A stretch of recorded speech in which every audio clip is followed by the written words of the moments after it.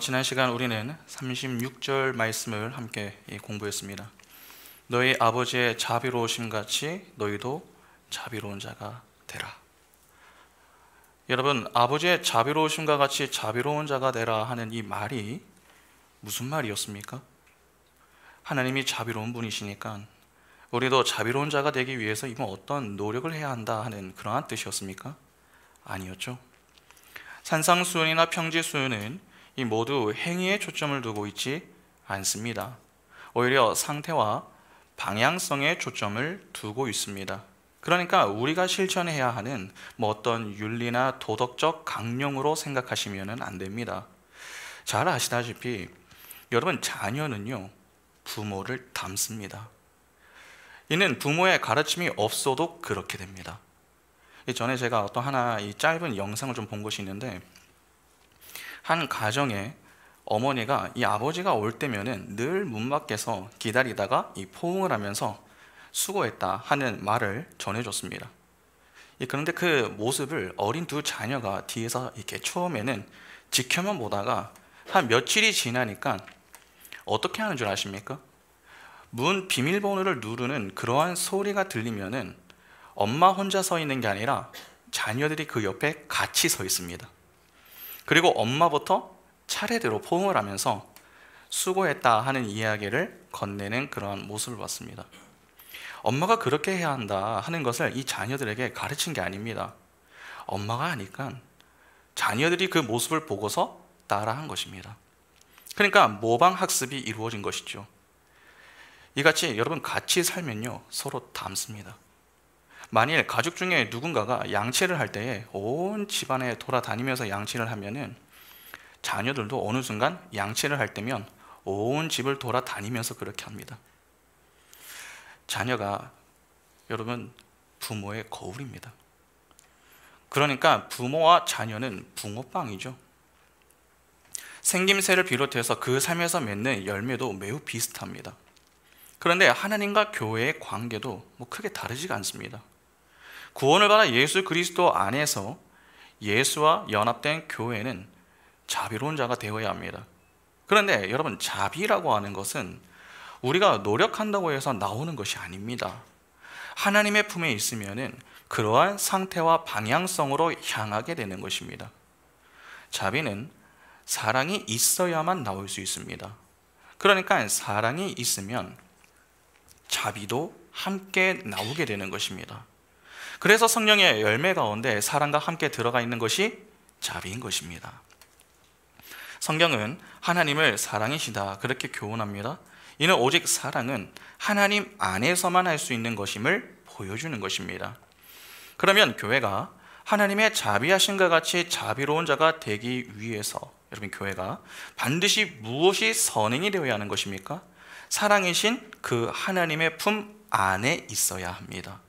그러면 하나님의 자녀가 아버지의 자비하심과 같이 자비로운 자가 되기 위해서는 무엇을 해야 하는 것입니까?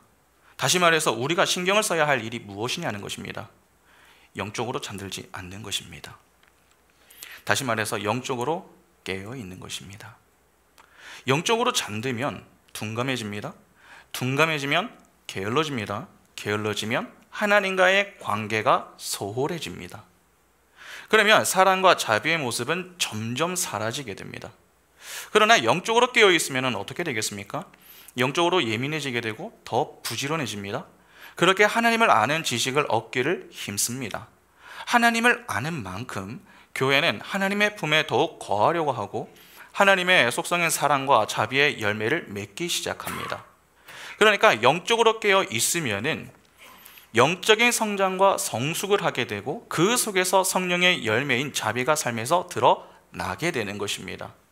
왜 그렇게 성경이 우리에게, 교회에게 이 잠들지 말고 깨어 있어라 라고 하며 하나님이 그렇게 말씀으로 우리를 채찍질 하시는지 조금 이해가 되시죠? 그래서 우리가 매주 힘들지만 이렇게 말씀 시간을 가지고 배우는 것입니다. 그러니까 이 시간을 좀 소중히 여기시고 오늘도 주시는 은혜에 대한 사모함으로 말씀을 들으시며 주신 말씀을 붙들고 하나님의 뜻을 위하여 간구하는 은혜의 시간이 될 수 있기를 바랍니다. 그러면 오늘 이 말씀으로 한번 넘어가 보죠. 먼저 본문을 보겠습니다. 누가복음 6장 37절부터 42절 보시면 비판하지 말라 그리하면 너희가 비판을 받지 않을 것이요 정죄하지 말라 그리하면 너희가 정죄를 받지 않을 것이요 용서하라 그러하면 너희가 용서를 받을 것이요 주라 그리하면 너희에게 줄 것이니 곧 후히 되어 누르고 흔들어 넘치도록 하여 너희에게 안겨주리라 너희가 헤아리는 그 헤아림으로 너희도 헤아림을 도로 받을 것이니라 또 비유로 말씀하시되 맹인이 맹인을 인도할 수 있느냐 둘이 다 구덩이에 빠지지 아니하겠느냐 제자가 그 선생보다 높지 못하나 무릇 온전하게 된 자는 그 선생과 같으리라 어찌하여 형제의 눈 속에 있는 티는 보고 내 눈 속에 있는 들보는 깨닫지 못하느냐 너는 내 눈 속에 있는 들보를 보지 못하면서 어찌하여 형제에게 말하기를 형제여 나로 내 눈 속에 있는 티를 빼게 하라 할 수 있느냐 외식하는 자여 먼저 내 눈 속에 있는 들보를 빼라 그 후에야 내가 밝히 보고 형제의 눈 속에 있는 티를 빼리라 비판하지 말라 그러면 비판받지 않을 것이다 정죄하지 말라 그러면 정죄받지 않을 것이다 용서하라 그러면 너희가 용서를 받을 것이다 이 우리가 잘 아는 내용 아닙니까? 그런데 어떠십니까? 우리가 정말 비판하지 않고 정죄하지 않으면 그리고 용서하면 비판과 정죄를 받지 않고 용서를 받을 수 있습니까? 평소 우리는 비판을 받는데 왜 비판을 받습니까? 우리가 상대를 향해서 먼저 비판을 했기 때문에 그렇습니까? 아무것도 하지 않으면 정말 우리는 비판을 받지 않을 수 있습니까? 아닙니다. 여러분 가만히 있어도요 비판을 받습니다. 집에서 가만히 한번 있어 보시기 바랍니다. 당장 무슨 말을 듣습니까? 왜 가만히 있냐고 왜 아무것도 안 하냐고 비판을 받습니다. 그러니까 가만히 있는다고 비판받지 않는 것은 아닙니다. 그리고 오늘 본문이 진짜라면은 우리가 전에 보았던 22절 말씀은 또 어떻게 이해를 해야 됩니까? 인자로 말미암아 사람들이 너희를 미워하며 멀리하고 욕하고 너희 이름을 악하다 할 것이다 그렇게 말씀하셨습니다. 22절을 보면 사람들이 미움을 받고 욕을 듣는 이유가 무엇 때문입니까? 인자 즉 예수 그리스도 때문입니다. 예수를 믿은 것밖에 한 게 없습니다. 그러나 그 일로 사람들에게 미움을 받고 욕을 듣게 된다 하는 것입니다. 하나님을 사랑하면 자연스럽게 하게 되는 것이 무엇입니까? 이웃사랑입니다. 그런데 사랑을 하고도 사람들에게 미움을 받습니다. 그러니까 우리가 비판을 하지 않아도 우리는 비판을 받습니다. 그러면 좀 이상하지 않으십니까? 비판하지 않으면 비판받지 않을 것이다. 이 말이 무슨 의미입니까? 그냥 하나님의 자녀로 살면서 남을 함부로 비판하지 말고 용서하라, 그렇게 살아라 하는 말입니까? 그러한 생각이 충분히 될 수 있습니다. 그러나 그렇게 보면은 성경의 통일성이 깨집니다. 위에서는 그렇게 이야기하지 않았는데 갑자기 윤리 도덕적인 행위를 이야기한다? 그렇게 보기란 어렵습니다. 더욱이 평지수요는 행위가 아닌 상태와 방향성에 초점을 두고 있습니다. 그러면 그러한 관점에서 이해를 해야 하지 않겠습니까? 오늘 본문에 나오는 이 비판을 여러분 잘 이해하기 위해서는 사실 염려에서부터 출발을 해야 됩니다. 제가 잠시 간단한 질문을 하나 드려보겠습니다. 여러분 혹시 염려의 기원을 아십니까? 염려라고 하는 것이 언제부터 생겨난 것입니까? 사람이 언제부터 염려하기 시작했죠? 선악과를 따먹고 하나님에 의해 에덴 동산에서 추방당하고 난 이후부터입니다. 본래 인간은 하나님 절대 의존적인 존재로 지음을 받았습니다. 이는 하나님 안에서 하나님의 말씀에 절대 순종하는 자리에서 나를 비우고 하나님으로 채우며 그것으로 만족하는 존재로 창조되었다 하는 말입니다. 하나님이 가지고 계시는 것이 무엇입니까? 생명입니다. 생명이란 하나님 안에서만 주어지는 것입니다. 그 하나님 안에서 하나님과 함께 할 때에 인간은 생명 있음의 상태가 되는 것입니다. 당장 아담이 창조되는 과정을 한번 생각해 보시기 바랍니다. 아담이 어떻게 창조되었습니까? 흙이었던 그의 코에 하나님께서 생기를 불어 넣어 주심으로 인해서 그가 생명이 된 것 아닙니까? 그것은 그가 하나님에 의해 하나님 안에 거하게 되어 생명 없음의 상태에서 생명 있음의 상태가 되었음을 보여주는 것입니다. 그 안에서 생명의 가치와 소중함을 깨닫고 그에 대한 반응으로 나오게 된 것이 예배입니다. 그때 인간은 가장 행복할 수 있도록 지음을 받았습니다. 나무로 생각하면 여러분 쉽게 이해할 수가 있습니다. 요한복음 15장을 보면은 이 포도나무의 비유가 나오지 않습니까? 예수께서 스스로를 포도나무다 그렇게 말씀하셨습니다. 가지는 몸통에 붙어 있을 때 가장 행복할 수가 있습니다. 왜냐하면 몸통에 붙어 있어야만 가지는 생명을 공급받을 수 있기 때문에 그렇습니다. 나무를 보면은 여러분 나무에 붙어 있는 가지가 하나입니까? 아니죠. 줄기처럼 여러 가지의 가지들이 뻗어 있습니다. 교회가 그렇습니다. 교회는 포도나무이신 하나님에게 접붙임 받은 가지들입니다. 그래서 줄기이신 그 하나님께서 공급하시는 그 생명력으로 존재하며 유지를 해야 합니다. 가지가 나는 혼자 있겠어 그렇게 몸통에서 여러분 떨어져 있을 수가 없습니다. 반드시 나무라는 몸통에 붙어 있어야 합니다. 그러니까 인간은 존재 자체가 처음부터 집단적입니다. 하나님의 백성은 절대 개별성을 챙기며 살아서는 안 됩니다. 아니 그렇게 살 수가 없습니다. 코로나19를 지나면서 여러분 교회를 떠난 사람들이 제법 많지 않습니까? 지금 뭐 회복을 많이 했다 그렇게 이야기는 하지만 코로나를 지나면서 확실히 변한 것이 하나 있습니다. 바로 온라인 예배자가 대폭 상승했다 하는 점입니다. 굳이 현장에 나가지 않아도 괜찮다 그렇게 여기는 분들이 은근히 많습니다. 온라인 예배는 현장에 나가는 것보다 훨씬 편하고 좋습니다. 내가 원하는 시간에 참여하면 되고 또 뭐 내가 하고 싶은 만큼 하면 되기 때문에 매우 편리합니다. 그러다 보니 현장에서 하는 만큼의 진지함이 생기지가 않습니다. 그것은 믿음이 약해서라기보다는 믿음이 강한 자라도 그러한 환경에 자꾸 노출이 되다가 보면은 그렇게 되는 것입니다. 요즘 많은 분들이 온라인 예배를 선호하지만 여러분 그 안에는 가장 심각한 문제가 하나 있습니다. 바로 교제가 안 됩니다. 그냥 교회에서 송출해주는 예배 영상을 보는 것이 끝입니다. 이후 성도 간의 교제가 없습니다. 그렇다고 하나님과의 교제가 잘 되는 것도 아닙니다. 그냥 예배가 끝나고 곧바로 영상을 끄고 내 일을 하기 바쁩니다. 결국 하나님과의 관계도 안녕하지가 못한 것이죠. 이에 내 신앙은 날로 성장하는 것이 아니라 그 반대로 퇴보합니다. 그러나 그럼에도 불구하고 현장에 나올 생각을 하지는 않습니다. 왜 그런 줄 아십니까? 현장에 나가면 불편하다라고 하는 것을 잘 알기 때문에 그렇습니다. 기본적으로 불편함에서 편함으로 향하기는 쉬워도 한 번 편함을 맛보면 다시 불편함으로 향하는 것은 쉽지가 않습니다. 우리의 신앙생활이 어려운 이유가 바로 여기에 있습니다. 신앙생활을 하기 전에는 뭐 크게 불편함이 없었습니다. 주말이 되면은 그냥 뭐 내가 내 마음대로 시간을 사용할 수 있기 때문이죠. 그러나 신앙생활을 하기 시작하면은 조금씩 불편함들이 생깁니다. 하나님 안에 들어와 하나님과 함께하는 법도 배워야 하고 그 안에 들어온 자들인 교회와의 이 연합, 하나님을 지키는 법도 배워야 합니다. 그러니까 내 신앙을 유지하고 발전시키는 것도 해야 하고 나와 함께하는 공동체에 발을 맞춰야 하는 것도 해야 하니 신경을 쓸 일들이 하나씩 계속 느는 것입니다. 그것이 이기주의와 개인주의가 극심한 현대인들에게 어떻게 쉬울 수 있겠습니까? 더욱이 오늘날 대부분의 사람들이 스마트폰에 중독이 되어 있습니다. 그래서 어디를 가도 다 이 휴대폰을 보고 있지 않습니까?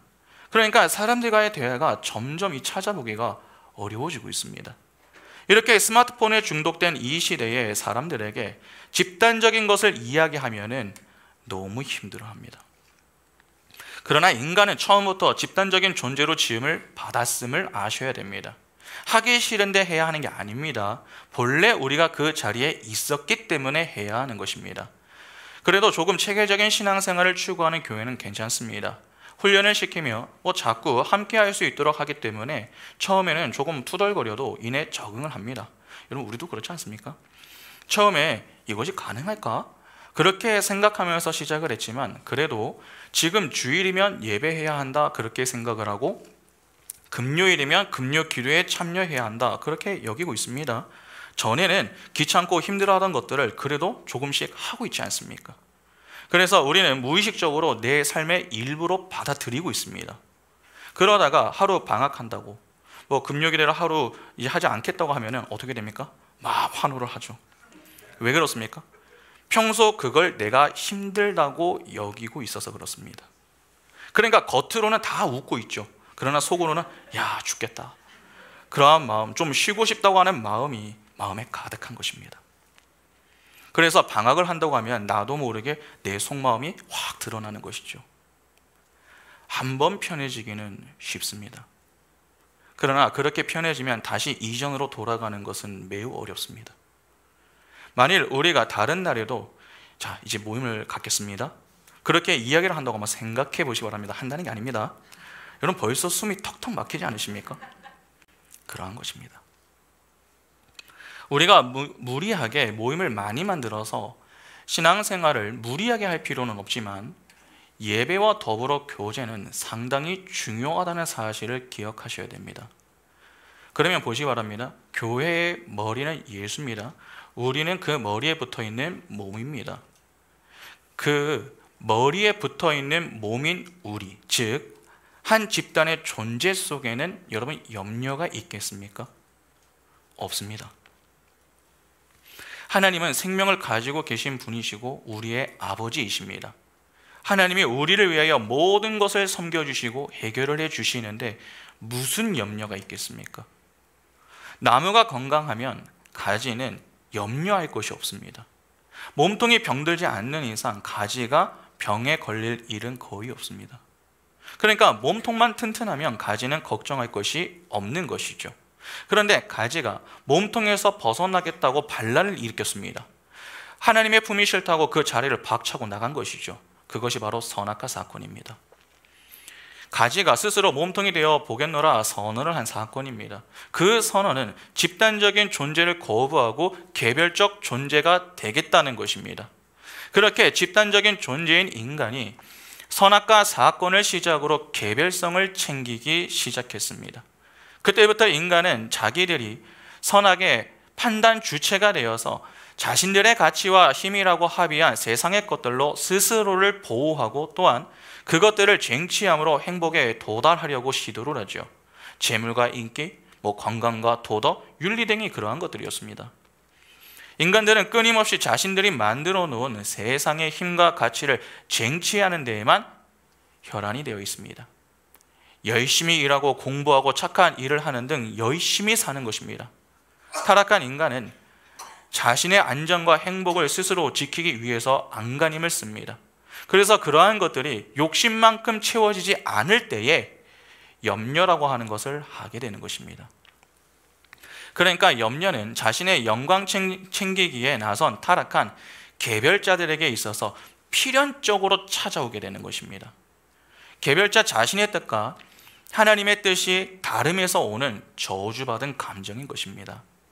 전에 우리가 공부했던 창세기를 잠시 한번 생각해 보시기 바랍니다. 하나님에 의해서 아브라함이 이 갈대아 우르를 떠나서 가나안 땅까지 왔습니다. 그 땅에서 나그네로 지내면서 장막을 치고 제단을 쌓았던 그 아브라함이 여러분 남방에서 무엇을 만났습니까? 심한 기근을 만났습니다. 그러자 그거 어떻게 하죠? 애굽으로 떠나버립니다. 먹을 것을 구할 수 없으니 애굽으로 떠날 수는 있습니다. 먹을 양식을 구하지 못하는데 믿음을 지켜야 한다고 그곳에서 버티며 무조건 살아야 하는 것은 아닙니다. 얼마든지 움직일 수는 있습니다. 그러나 하나님을 믿는 자가 움직일 때에는 어떻게 해야 합니까? 하나님의 인도를 받아 가나안 땅까지 왔다면, 그리고 그곳에서 지내는 동안 하나님의 보호를 받았다면 적어도 아브라함은 하나님께 한 번은 물어보아야 했습니다. 그러나 아브라함은 어땠습니까? 하나님께 묻고 애굽으로 향한 게 아니라 그냥 떠났습니다. 그동안 그의 삶이 그만큼 힘들었는데 하나님께서 만나게 하신 게 기근이었습니다. 이에 실망한 아브라함이 하나님께 화가 나가지고 그냥 애굽행을 결정했던 것입니다. 그것이 바로 가지가 몸통에서 스스로 빠져나와 스스로 살겠다고 선언한 선악과 사건과 무엇이 다릅니까? 그렇게 하나님 안에서 하나님과 함께하는 집단적 존재로 살았던 이 아브라함이 하나님의 품을 떠나자 어떻게 됩니까? 애굽으로 가면은 기근의 문제를 좀 해결하고 편하게 살 수 있을 것이다, 그렇게 여겼는데 그곳의 문화를 알고서 두려워했습니다. 소위 염려를 했다는 것입니다. 그래서 그 염려로 인해 무엇을 하였습니까? 거짓말을 했던 것 아닙니까? 여러분, 그는 믿음의 조상입니다. 그러면 믿음의 조상인 그가 하나님의 품을 떠나서 그러한 모습을 보였으면 그 후손인 자들도 똑같은 모습을 보일 수 있다 하는 말 아닙니까? 이것이 타락한 인간들이 모여 사는 세상의 모습입니다. 그런데 하나님은 창세전에 택해 놓으신 자기 백성들을 그 인간의 나라에 계속 묻어두실 수가 없었습니다. 그래서 예수 그리스도의 십자가를 통해서 그분의 백성들을 그 나라에서 건져내시죠. 그렇게 건짐을 받은 자들이 바로 우리입니다. 교회. 그리고 그들을 원래의 처음 자리인 하나님에게 접붙임을 당한 집단적 존재로 만드시는 것입니다. 때문에 교회는 이 역사 속에서 세상 것으로 자신의 존재를 근거 삼거나 안전 방책으로 삼거나 또 행복의 조건으로 삼는 등의 타락한 나라의 존재 방식에서 점점 벗어나게 되어 결국 모든 것을 다 부정하고 예수 그리스도의 은혜로 사는 자로 지어져 가는 것입니다. 이를 이렇게 생각하시면 됩니다. 죄로 타락한 죄인들은 전부 염려를 가지고 살아갑니다. 다른 사람 생각하지 마시고 우리 자신을 생각하면 됩니다. 학생들은 시험 성적과 대학 입시, 즉 진로에 대한 염려, 청년들은 회사 입사와 또 결혼에 대한 염려, 부모들은 자녀 교육과 경제적인 문제에 대한 염려, 노화에 대한 염려, 죽음에 대한 염려 등 우리는 수많은 염려들을 가지고 살아갑니다. 우리가 어떻게 해결하고 싶은데 해결이 되지 않음으로 인해 생겨나는 불안을 다 가지고 있죠. 그런데 잘 생각해 보면 그러한 것들을 내가 내 힘으로 해결하고 싶다라고 하는 그 마음 자체가 욕심에서 비롯된 것 아닙니까? 사람들과 함께하는 이 세상 속에서 내가 남들보다 좀 더 나은 자리, 높은 자리에 있고 싶은 그 마음으로 인해 생겨나는 것입니다. 하나님은 바로 그러한 욕심을 제거해내는 것입니다. 내 인생의 우상을 하나 둘씩 제거해 나가시는 것이죠. 공부가 우상인 사람들에게는 공부로, 돈이 우상인 사람에게는 돈으로, 건강이 우상인 사람에게는 건강으로, 그렇게 내 안에 우상으로 가득한 것들을 말씀의 칼로 제거해 나가시는 것입니다. 그것이 우리 편에서는 매우 아프고 싫습니다. 그러나 하나님은 반드시 그 과정을 지나가게 하십니다. 그 지나가는 과정이 교회에게 광야 인생길인 것이고 그 가운데 우리가 경험하게 되는 것이 고난과 고통으로 인한 자기 부인입니다. 우리는 자기 부인을 통과하면서 그렇구나, 내가 옳은 게 아니라 하나님이 옳았구나, 내가 생각했던 것들로 염려의 문제를 제거할 수 있는 것이 아니라 하나님만으로만 해결을 하는 게 맞구나, 그것을 서서히 깨닫게 되는 것입니다. 그래서 하나님을 붙들게 되는 것이죠. 그렇게 하나님은 택한 백성을 자기 부인의 자리를 통과하게 하시며 오직 은혜만을 붙들고 살아가게 하십니다. 포도나무이신 예수에게 접붙임된 자로 그 몸통에 붙어있는 것에 만족하고 기뻐하는 자로 살아가게 하심으로 염려하지 않게 하시는 것입니다. 죄로 타락한 자들이 모인 이 세상은요, 염려로 가득합니다. 그러면 예수 안에서 예수와 함께하는 자들은 어떻겠습니까? 염려하지 않습니다. 하나님은 우리를 염려치 않는 자리로 인도하시는 것입니다. 그곳이 바로 하나님의 나라입니다. 그래서 성경은 그곳을 슬픔이 없는 곳이다 그렇게 이야기하는 것입니다. 요한계시록 21장 4절 보시면 모든 눈물을 그 눈에서 닦아주시니 다시는 사망이 없고 애통하는 것이나 곡하는 것이나 아픈 것이 다시 있지 아니하리니 처음 것들이 다 지나갔음이로라. 여기 보면은 사망, 애통, 곡, 아픔이 없다라고 합니다. 이러한 것들이 없으면 여러분 무엇이 사라졌다는 말입니까? 염려가 사라졌다라고 하는 말이죠. 하나님의 나라가 바로 그러하다는 것입니다. 하나님은 바로 우리를 그 자리로 인도해 가시는 것입니다. 그래서 누가복음과 달리 마태복음을 보면은 하나님이 자기 백성을 향한 교훈으로 주신 이 산상수훈의 이야기 속에 염려에 관한 이야기가 들어가 있습니다. 한번 볼까요? 마태복음 6장 25절부터 보시면은 그러므로 내가 너희에게 이르노니 목숨을 위하여 무엇을 먹을까 무엇을 마실까 몸을 위하여 무엇을 입을까 염려하지 말라. 목숨이 음식보다 중하지 아니하며 몸이 의복보다 중하지 아니하냐. 공중의 새를 보라. 심지도 않고 거두지도 않고 창고에 모아 드리지도 아니하되 너희 하늘 아버지께서 기르시나니 너희는 이것들보다 귀하지 아니하냐. 너희 중에 누가 염려함으로 그 키를 한 자라도 더할 수 있겠느냐. 또 너희가 어찌 의복을 위하여 염려하느냐. 들의 백합화가 어떻게 자라는가 생각하여 보라. 수고도 아니하고 길쌈도 아니하느니라. 그러나 내가 너희에게 말하노니 솔로몬의 모든 영광으로도 입은 것이 이 꽃 하나만 갖지 못하였느니라. 오늘 있다가 내일 아궁이에 던져지는 들풀도 하나님이 이렇게 입히시거든 하물며 너희일까 보냐. 믿음이 작은 자들아.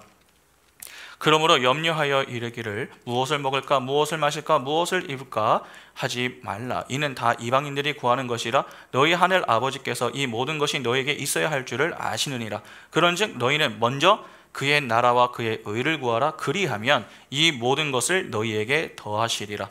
그러므로 내일 일을 위하여 염려하지 말라. 내일 일은 내일이 염려할 것이요 한날의 괴로움은 그 날로 족하니라. 교회는 이제 이 세상의 힘과 가치를 사용하여 자신의 영광을 챙기는 이 세상 나라에서 벗어나 하나님의 은혜로 경륜되는 하나님의 나라의 백성으로서 하나님의 영광을 위해 사는 사람들이 되었다는 것입니다. 그러니까 교회는 더 이상 이 역사 속에서 자기 가치 챙기기나 존재 챙기기에 조바심을 낼 필요가 없는 자들이 되었다는 말입니다. 선악과 사건으로 인간이 했던 것이 무엇입니까? 선악을 스스로 판단하는 것이었습니다. 그러면 하나님에 의해서 염려가 없는 그러한 자리로 향하게 된 자들은 무엇을 할 필요가 없습니까? 스스로 판단하는 일을 할 필요가 없어진 것입니다. 자신의 선악 판단에 의해서 스스로의 안정과 행복을 챙기는 이 세상에서 떠났기 때문에 이제는 하나님의 은혜만 꼭 붙들면서 하나님의 나라를 구하며 살면 되는 것입니다. 그러니까 이제는 인간 측에서의 의를 버리고 하나님의 의를 구하게 되는 것입니다. 하나님이 마련해 놓으신 의에 대해서 바울은 이렇게 이야기합니다. 로마서 3장 21절과 22절에 이제는 율법 외에 하나님의 한 의가 나타났으니 율법과 선지자들에게 증거를 받은 것이라. 곧 예수 그리스도를 믿음으로 말미암아 모든 믿는 자에게 미치는 하나님의 의니 차별이 없느니라. 그러니까 율법은 인간들 스스로 자신들의 자존심과 영광을 챙기는 수단으로서의 인간들의 의인 것이고, 십자가가 하나님이 준비하신 의다라고 하는 것입니다. 너희들 스스로 선악을 판단하여 너희들의 착한 일로 스스로의 인기와 평판 그리고 명성을 챙겨 하나님 앞에 공로와 업적으로 가져와서는 안 된다는 것입니다. 인간은 예수 그리스도의 의를 전가받지 않으면 그 누구도 그 어떤 착함과 업적, 공로를 내어 놓을지라도 지옥의 유황불을 모면할 수 없다는 것입니다. 그렇게 여전히 이 세상의 힘과 권세로 자신의 안정과 행복을 챙기고 스스로가 선악의 주체가 되어 도덕적, 윤리적, 종교적 열심에 의해 자신의 영광을 챙기려 하는 자들로부터 반드시 나오게 되는 것이 있습니다. 여러분, 그것이 바로 비판입니다. 그러니까 하나님을 떠나면 염려하게 되고, 염려를 제거하기 위해서 사람은 나를 보호하고자 자기의 의와 가치, 영광을 챙기려고 합니다. 그 과정에서 발생하는 문제가 비판이라는 것입니다. 비판이라고 하는 것은 스스로 선악을 판단하게 된 타락한 인간들이 내어놓는 자신들의 열심과 노력과 성과에 미치지 못하는 약하고 부족한 이들을 향한 독설입니다. 그리고 자신들의 부족함을 감추고 스스로의 영광과 인기를 챙기기 위한 못난 개별자들의 폭력적 방책입니다. 왜냐하면 타락한 인간의 세상에서는 하나님의 은혜가 아니라 스스로의 능력으로 자신의 안전, 인기, 명성, 영광과 행복 등을 챙겨야 하기 때문에 나 아닌 다른 이들이 나 자신보다 월등함을 소유하거나 나보다 더 잘난 자들이 자신에게 열등감을 주는 것을 견딜 수가 없습니다. 그리고 내가 성취해 놓은 업적에 미달하는 이들에게 나 자신을 자랑하여 나의 영광을 취하고 싶어하는 것이 타락한 아담들의 본성이기 때문에 자기보다 연약하고 모자란 사람들을 향해서 폭력적인 판단을 거침없이 퍼붓는 것입니다. 그것이 성경이 말하는 비판의 본질입니다. 이를 오해하시면 안 됩니다. 여러분, 하나님은 모든 비판을 금하시는 게 아닙니다. 주님은 자신이 지금 비판하지 말라 하는 이 말씀으로 누군가를 향해서 비판하고 계시는 것 아닙니까? 더욱이 예수가 서기관과 바리새인들에게 했었던 말들을 잘 한번 생각해 보시기 바랍니다. 독사의 새끼들아, 너희의 아비는 마귀다. 이 말들이 비판이 아니면 무엇입니까? 예수도 비판을 하셨습니다. 그리고 성경 여러 곳을 보면은 거짓 선지자나 거짓된 말씀에 대해서 비판과 분별을 촉구하며 그렇게 한 자들을 칭찬하는 그러한 대목들이 나오기도 합니다. 여러분, 성경이 금하는 비판은 자신의 영광을 챙기기 위한 인간 측의 선악 기준에 의한 비판을 말하는 것입니다. 이렇게 하나님의 영광을 무시하고 자신의 영광을 챙기려 하는 타락한 아담 속에 들어있는 세상의 군상들은 너나 할 것 없이 모두 자신의 영광을 챙기기 위해서 저주받을 비판밖에 할 줄 모르는 자들로 태어납니다. 거기에는 단 한 사람도 예외가 없습니다. 그들은 모두 자기 자신을 하나님으로 섬기며 사는 자들이기 때문에 그렇습니다. 여러분, 다윗이 밧세바를 범한 사건을 한번 생각해 보시죠. 그 사건은 매우 심각한 문제였음에도 불구하고 다윗은 이후에 아무렇지 않게 지냈습니다. 이에 하나님이 나단 선지자를 보내어서 그를 책망하시죠. 그 내용이 사무엘하 12장에 나오는데 그 부분을 잠시만 좀 보겠습니다. 사무엘하 12장 1절부터 4절을 보시면 여호와께서 나단을 다윗에게 보내시니 그가 다윗에게 가서 그에게 이르되 한 성읍에, 좀 다른 이야기를 하는 겁니다. 한 성읍에 두 사람이 있는데 한 사람은 부하고 한 사람은 가난하니 그 부한 사람은 양과 소가 심히 많으나 가난한 사람은 아무것도 없고 자기가 사서 기르는 작은 암양 새끼 한 마리뿐이라. 그 암양 새끼는 그와 그의 자식과 함께 자라며 그가 먹는 것을 먹으며 그의 잔으로 마시며 그의 품에 누움으로 그에게는 딸처럼 되었거늘 어떤 행인이 그 부자에게 오매 부자가 자기에게 온 행인을 위하여 자기의 양과 소를 아껴 잡지 아니하고 가난한 사람의 양 새끼를 빼앗아다가 자기에게 온 사람을 위하여 잡았나이다 하니.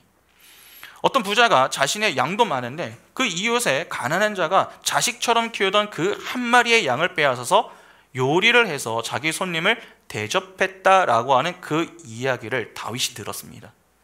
이에 다윗이 뭐라고 하는 줄 아십니까?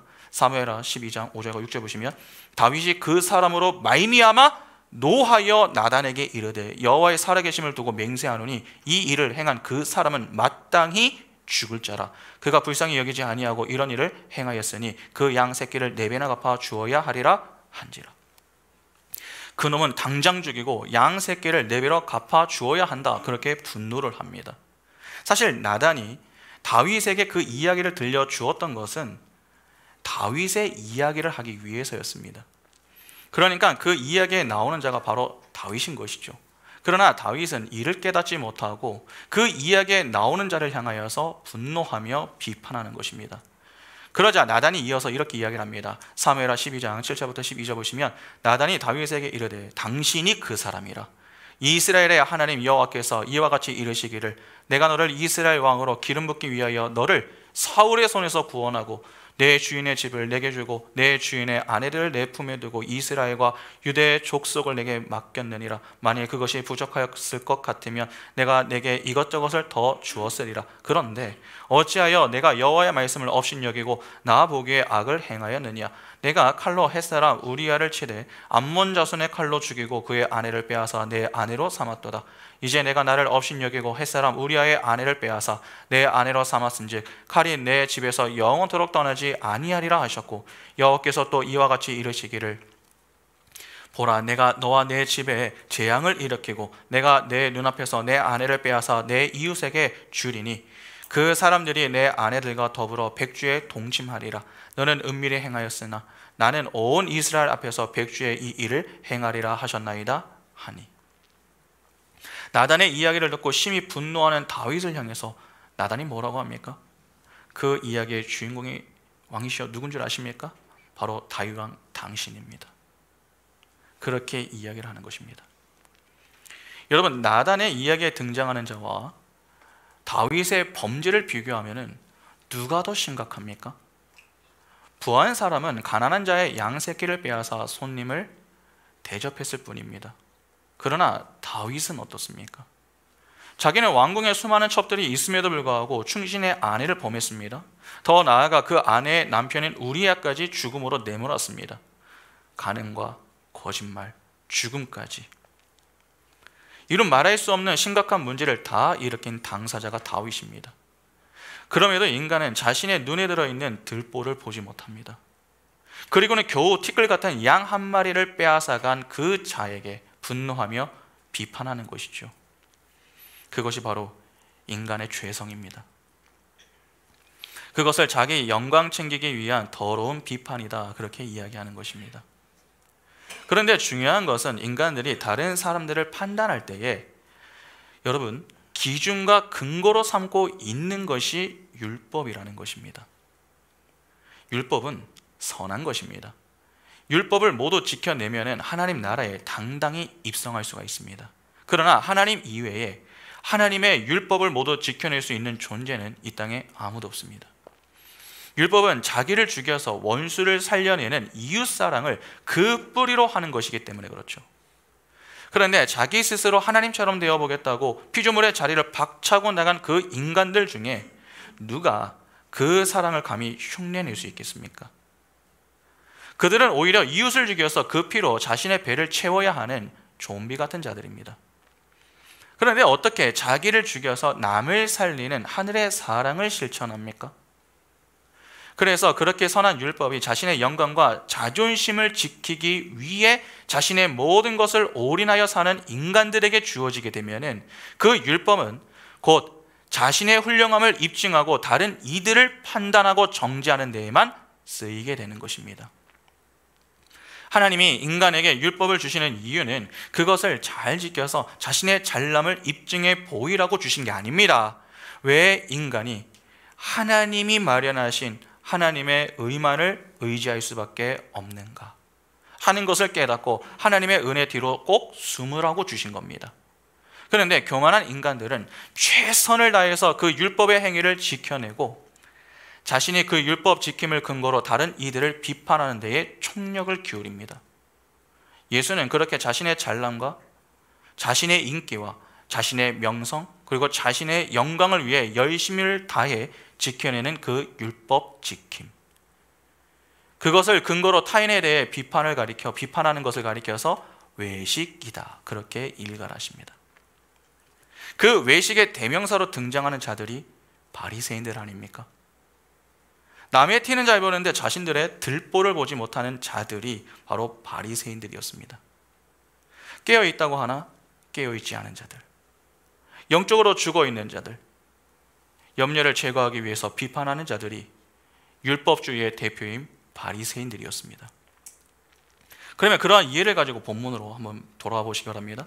다른 이들의 눈 속에 있는 티는 잘 찾아내면서도 정작 자기 눈에 있는 들보는 감지도 못하고 발견하지도 못하는 그러한 자들이 죄인들입니다. 죄인은 사단의 통치를 받는 마귀의 자녀입니다.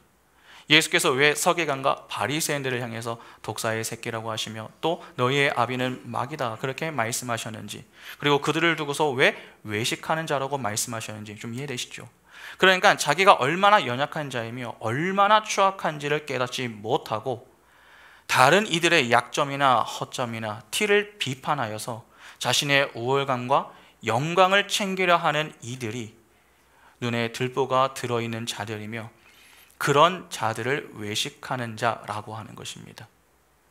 그들이 세상 나라 사람들입니다. 하나님의 나라는 하나님의 의만으로 통치가 되는 나라입니다.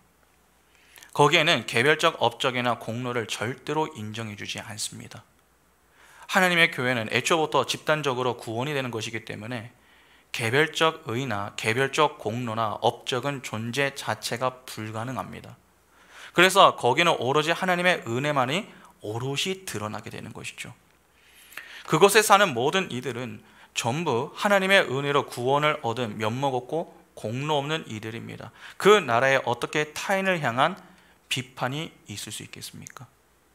그러나 율법을 중시하던 바리새인들은 그렇게 살았습니다. 누가복음 18장 11절과 12절에 바리새인은 서로 따로 기도하여 이르되 하나님이여 나는 다른 사람들 곧 토색, 불의, 간음을 하는 자들과 같지 아니하고 이 세리와도 같지 아니함을 감사하나이다. 나는 일에 2번씩 금식하고 또 소득의 11조를 드리나이다 하고.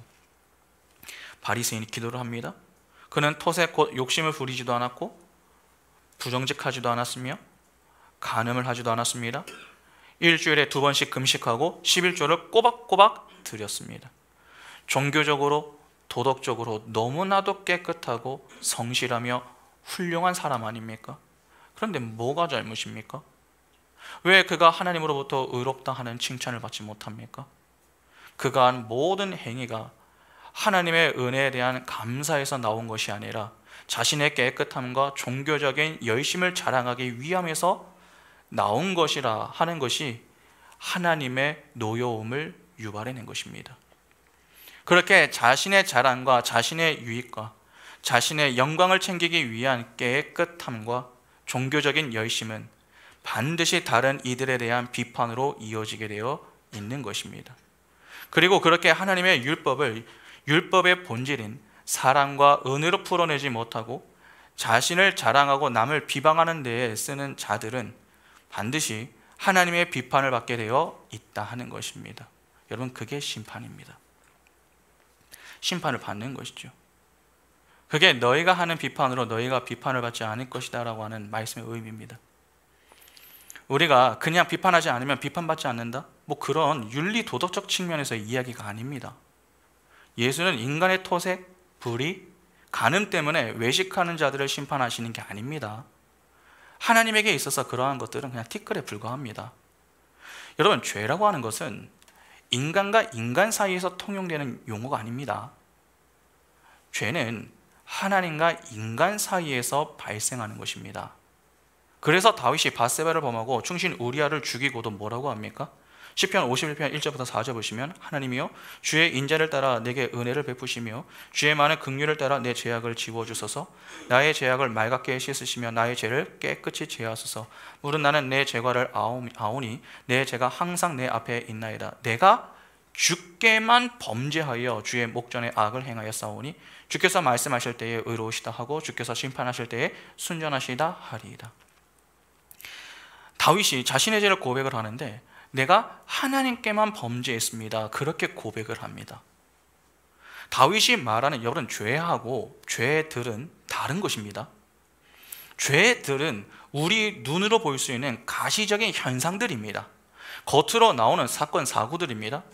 다윗이 밧세바를 강간한 사건, 우리아를 죽이도록 내몰았던 사건 등 우리 눈에 보이는 것들이 죄들입니다. 분명 그러한 죄들에 대한 아픔이 있습니다. 그러나 다윗은 그의 눈에 보이는 죄들을 통해서 무엇을 본 것입니까? 가시적으로 사건, 사고로 나타나도록 만든 그 본질적인 죄를 바라보면서 내가 하나님께 범죄했다라고 고백한 것입니다. 그러니까 죄라고 하는 것은 인간과 인간 사이에서 발생하는 게 아닙니다. 오직 하나님과 인간 사이에서 발생하는 겁니다.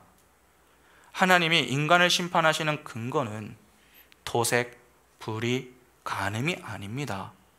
자기 사랑이라는 완악함입니다. 자기애. 우리가 신앙생활을 하면서 주의해야 할 것이 바로 여기 있습니다. 여전히 많은 이들이 실수하는 것이 무엇입니까? 자꾸 우리 눈에 보이는 죄들을 가지고서 사람들을 평가하는 것이죠. 상대적인 비교에서 우위에 있으면 우리는 그 사람을 정죄하기 바쁩니다. 성경을 많이 읽는 사람은 얼마 읽지 않은 사람들을 향해서 비판하고 얼마 읽지 않은 사람들은 아예 읽지 않은 사람들을 비판하죠. 그런데 또 아예 읽지 않는 사람은 윤리 도덕적으로 깨끗하지 못한 사람들을 향해 비판합니다. 그러니까 이러한 것이죠. 내가 저 사람보다 낫다. 그러한 것으로 사람을 쉽게 평가합니다. 그리고 그런 자들을 향해 하나님의 심판을 피할 수 없는 자라고 낙인을 찍습니다.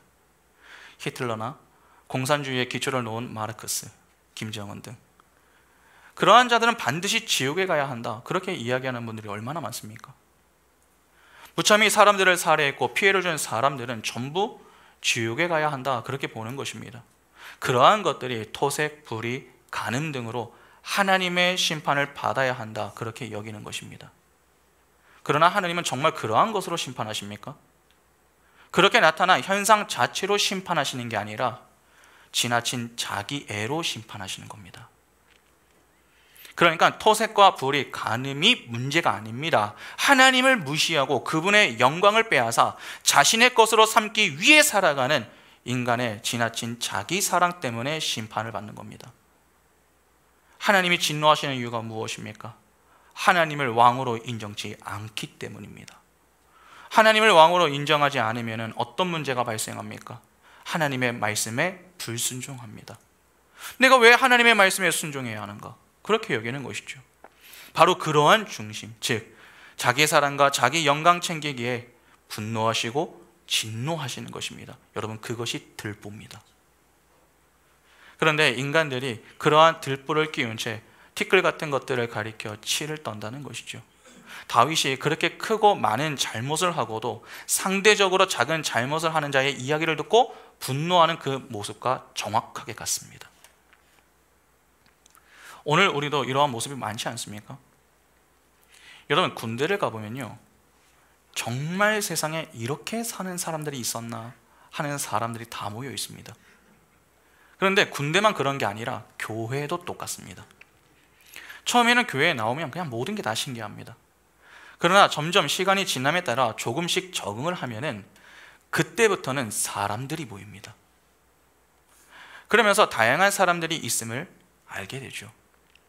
사람들이 모이면 꼭 그 안에서 자기 자랑을 하고 싶어하는 사람들이 생겨납니다. 그래서 내가 잘못하고 못하는 것이 있음에도 불구하고 상대적으로 나보다 못하는 자들과 좀 비교를 하면서 그 사람의 잘못을 지적합니다. 막 가르쳐주고 싶어 하죠. 그러니까 우리 눈에는 내가 보이는 것이 아니라 자꾸 남이 보이는 것입니다. 그래서 설교를 들을 때면 어떻게 됐습니까? 야, 저거는 아무개 집사가 들어야 되는데, 이건 또 아무개 형제 자매가 들어야 되는데, 꼭 이런 말씀이 주어질 때마다 안 보이네? 꼭 좀 들었으면 좋겠다.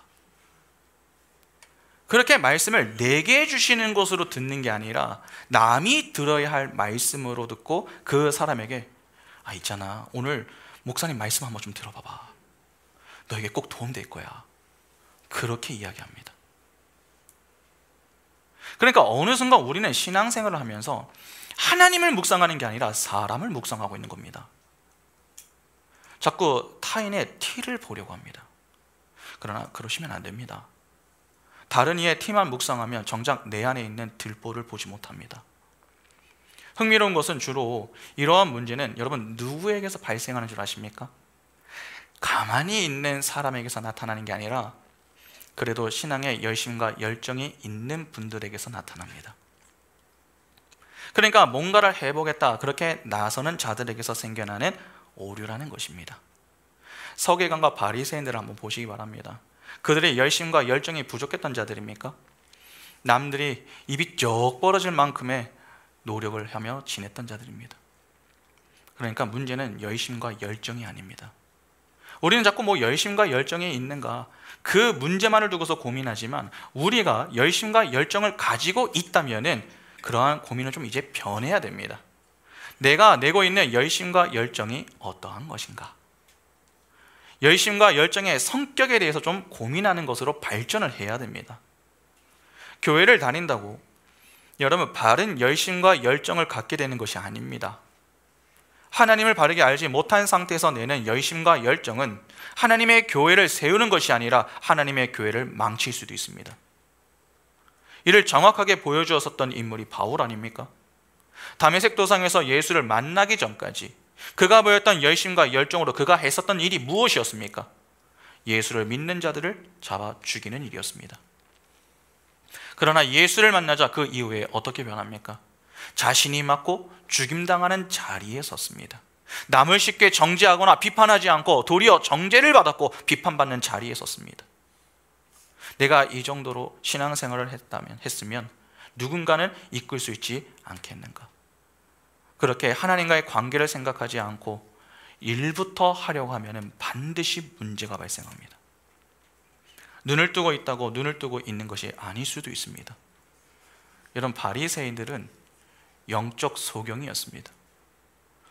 바로 앞에 그들이 그렇게 학수고대하던 메시아가 서 계셨음에도 불구하고 그들은 예수와 논쟁을 멈추지 않았습니다. 그리고 이후에 예수를 잡아 죽이기 위하여서 모의까지 하죠. 육의 눈은 뜨고 있으나 영의 눈은 감긴 영적 맹인이었던 것입니다. 그들은 종교 지도자라는 위치에서 사람들을 이끌려고 했습니다. 그러나 이끌려고 하는 그들부터가 앞을 못 보는 자들이었습니다. 맹인이 어떻게 맹인을 이끌겠습니까? 맹인이 맹인을 이끌면 결국 구덩이에 빠지게 되는 것입니다. 그러니까 다치는 자리, 멸망의 자리에 서게 된다는 것입니다. 그것이 39절의 내용입니다. 하나님의 아들이 왜 영적으로 깨어 있어야 합니까?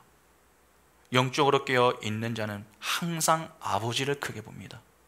아버지에게 집중합니다. 그러나 그렇지 않은 자들은 아버지보다 다른 것이 크게 보입니다. 내가 신앙생활을 하는데 하나님이 아닌 나와 함께하는 사람이 크게 보이면 뭔가 문제가 있는 겁니다. 사람을 신경 쓰지 않을 수는 없습니다. 그러나 그 사람이 자꾸 크게 보여서 하나님이 안 보이면 안 됩니다. 사람이 크게 보이면 두려움과 그 두려움으로 인해 우리는 반드시 비판하는 자리에 서게 됩니다. 그러니까 신앙생활을 하면서도 감사가 사라지게 되는 것이죠. 그러면 상대의 문제를 보며 그것만 자꾸 지적합니다. 이러면 안 돼, 저러면 안 돼. 정작 그 사람보다 내가 더 추악하고 더러움에도 불구하고 남의 문제만 비판하며 지내기 바쁩니다. 야고보서 4장 11절과 12절에 형제들아 서로 비방하지 말라. 형제를 비방하는 자나 형제를 판단하는 자는 곧 율법을 비방하고 율법을 판단하는 것이라. 내가 만일 율법을 판단하면 율법의 준행자가 아니요 재판관이로다. 이 법자와 재판관은 오직 한 분이시니 능히 구원하기도 하시며 멸하기도 하시느니라. 너는 누구에게 이웃을 판단하느냐? 그러면 주님은 우리더러 그 들보를 빼라고 말씀하시는 겁니까? 우리가 스스로 우리 눈에 들어있는 들보를 뺄 수 있다면 여러분 그것은 우리가 스스로의 노력과 정성으로 구원에 이를 수 있다라고 하는 자력 구원의 가능성을 열어두게 만들 수 있습니다. 그러니까 하나님이 아닌 내가 전능자가 되는 것입니다. 그러면 어떻게 해야 됩니까? 이 모든 문제가 무엇에서 출발을 한 것입니까? 염려에서 출발한 것입니다. 염려는 하나님께 고정되어야 있어야 할 그 시선이 분산되었기 때문에 생겨나는 것입니다. 그러니까 하나님께 고정해야 할 그 시선을 분산시키지 않도록 해야 합니다. 달리 말하면 영적으로 깨어 있어야 하는 것입니다. 꼭 기억하시기 바랍니다. 하나님의 자녀가 할 일은 영적으로 깨어 하나님과 하나님이 보내신 자 예수 그리스도를 알고 믿는 것입니다. 그것이 하나님의 일입니다. 하나님의 일은 말씀의 자리에서 할 수 있는 것입니다. 그 일에 게을러지기 시작하면 영적으로 자연스럽게 둔감해지기 시작합니다. 영적으로 어두워지는 것입니다. 우리의 시선이 분산되는 것입니다. 시선이 분산되면 하나님의 음성이 아니라 세상의 음성이 더 크게 들립니다. 그러면 세상의 음성을 듣고 말씀에 불순종하게 됩니다. 말씀의 불순종은 우리를 하나님과의 연합에 힘쓰게 하는 게 아닙니다. 집단적 존재로 살게 하는 게 아니라 개별적 존재로 살게 만듭니다. 그렇게 포도나무이신 예수에게서 벗어나 스스로 살게 하는 것입니다. 그러나 그때부터 우리는 참된 자유를 얻게 되는 것이 아니라 두려움을 갖게 되고 그 두려움을 제거하기 위하여 비판하는 자가 됩니다. 소위 영적 소경이 되어 맹인을 인도하는 꼴이 되는 것입니다. 아무리 교회에 나와서 성경을 읽고 또 기도하고 말씀을 들어도 그것이 내 만족과 위로 또 영광을 챙기기 위한 것이지 하나님을 위한 것이 아닐 수도 있습니다. 그러니까 신앙생활의 목적은 여러분 하나님의 영광이 아닐 수도 있는 것입니다. 누군가에게는 그냥 내 만족과 안위를 위해 하는 것이 될 수도 있습니다. 그래서 조심하셔야 됩니다. 성경은 하나님의 자녀가 아니면 마귀의 자녀라고 이야기합니다. 마귀의 자녀는 반드시 비판의 자리에 서며 그로 인해 심판의 자리에 서게 됩니다. 교회에서 남을 묵상하지 마시기 바랍니다. 하나님을 묵상해야 합니다. 하나님의 관심은 나에게 있지 다른 이에게 있는 게 아닙니다. 하나님은 신앙생활을 열심히 해서 다른 사람들에게 복음을 많이 전해라, 그래서 교회에 많이 데리고 오고 그들을 위하여 섬겨라, 그런 말씀하지 않으십니다. 오히려 하나님은 이렇게 말씀하십니다. 너나 잘해라. 바로 이것입니다. 하나님과의 관계를 바르게 세우기 위해 우리 각자가 각자의 위치에서 최선을 다할 때 그렇게 함께하는 공동체가 여러분 건강할 수 있는 것입니다. 우리의 시선에 나보다 못한 자들을 보면서 분명 불편함이 생길 수 있습니다. 어떨 땐 정말 한마디 해주고 싶다 하는 그러한 사람이 있을 수도 있습니다. 많을 수도 있겠죠. 그러나 그럴 때 그 사람을 향한 하나님의 계획이 있는 것은 아닌지, 그래서 그러한 상황들을 허락하시는 것이 아닌지를 두고 기도하셔야 됩니다. 그리고 내가 혹 신앙적으로 힘들 때에 도움을 줄 수 있는 것이 없을지, 그러한 것들을 두고 기도하며 내게 섬길 수 있는 마음과 상황을 주셨을 때에 감사함으로 그들에게 도움의 손길을 내미는 것이 바람직한 것입니다. 못하는 것을 못한다고 말하는 것은 누구나 알 수 있습니다. 안 되는 것을 안 된다고 말하는 것은 훈련받지 않아도 다 할 수 있습니다. 신앙 없는 이들도 할 수 있습니다. 그러나 못하고 안 되는 것을 할 수 있도록 돕는 것은 아무나 할 수 있는 것이 아닙니다. 내가 내 힘으로 하려고 하면 분노가 쌓이고 이내 불평과 원망 그리고 상대를 향한 비판이 주를 이루게 됩니다. 그러나 하나님의 은혜로 성령 충만한 자들은 그 사람을 통해 하나님의 뜻을 바라봅니다. 그래서 내 힘으로 되지 않음을 깨달을 때에 가장 먼저 기도합니다. 주님, 제 기분과 감정으로는 도저히 감당하기가 어려울 것 같습니다. 그러나 하나님께서 이 상황을 주신 뜻이 있음을 바라봅니다. 저를 단련하기 위하여서, 훈련하기 위하여서, 성장하고 성숙하게 하기 위하여서 주신 이 시간들을 불평하지 않고 겸손히 배울 수 있게 해 주십시오. 그렇게 상대를 통해 하나님을 바라보고 자신을 돌아보아야 하는 것입니다. 그러면 불평하고 상대를 향해 그렇게 비판하던 것들이 점점 줄게 됩니다. 오히려 그 비판과 불평의 대상으로 인해 점차 감사하게 되죠. 그런데 그러한 것 하나 없이 나는 저 사람보다 낫다, 나는 저 사람과 다르다, 그렇게 상대를 향하여 비판하고 있다면 그 사람이야말로 외식하는 자가 아닌가를 돌아보아야 하겠죠. 자꾸 나는 남과 다르다 그렇게 생각하지 마시기 바랍니다. 내 기준에서는 내가 상대보다 더 나을 수도 있습니다. 그러나 그렇지 않을 수도 있습니다. 오히려 저 사람보다 내가 더 못할 수도 있다는 것입니다. 나나 저 사람이나 똑같습니다. 하나님의 은혜가 필요한 존재라는 사실은 다르지가 않습니다. 그러니까 우리는 늘 겸손해야 합니다. 여러분, 영적인 예민함을 잃지 않도록 주의하시기 바랍니다. 내가 교회를 몇 년 다녔는가 보다, 내가 얼마나 말씀 앞에서 있기를 힘쓰는가, 그것이 더 중요합니다. 하나님의 자녀가 있어야 할 자리는 다른 자리가 아닙니다. 말씀의 자리입니다.